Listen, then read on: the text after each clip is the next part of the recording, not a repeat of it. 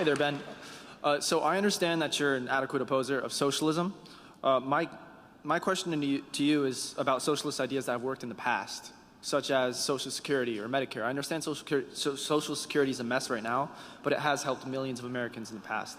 So do you think that we should banish socialist ideas in general in the United States, or limit it to banish. something like And the reason I say that is because so what socialism basically does is it takes the resources of a given society and it freezes them there and then it redistributes them.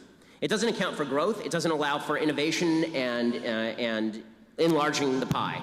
Socialism basically says, however much money is in the economy, it's unfair how it's distributed, take it, redistribute it, that's the end of it. The problem is once you do that, you get rid of the incentive to innovate and to build new things and create new services. So, of course it's true that if there are 5 of us in a room and I have $5 and nobody else has any money and I just give each person $1, then everybody in the room is better off except for me. That's true, but I now have no incentive to go out and make $5 more because you're all just going to take the money. This is true of Social Security also. So Social Security has actually created an enormous downside for society now. So in the short term, it's great, right? You take a bunch of money that doesn't belong to you, you give it to a bunch of old people, they're happy. It didn't cost you that much money because it's the baby boom and there are a lot of people who are young and there are not that many people who are old. Then the baby boomers get old and now we're all screwed, right? People who are our age are never going to see our Social Security money. It's gone. We're never seeing it again. Kiss it goodbye, right? So, so one problem is that older people did not have an incentive to save. So the savings rate actually went down after Social Security because you may as well spend your money. Somebody else is going to pay for you when you're old.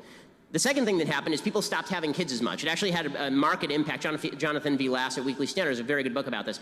It actually had a market impact on birth rates. Because one of the reasons to have a kid, not to be cynical about this, but it's true, is that historically, when you get old, who takes care of you? Your kids, right? I mean, that was the net cost. The net cost was that you were going to spend an enormous amount of money educating your children, bringing them up, keeping them safe, and then, when you got old, you weren't going to have to worry about it because little Billy was going to take care of you. Now Social Security takes care of you, so do you even have to have kids? And that's what's created this enormous bulge in the old population in the United States and very little on the young side of the population in the United States.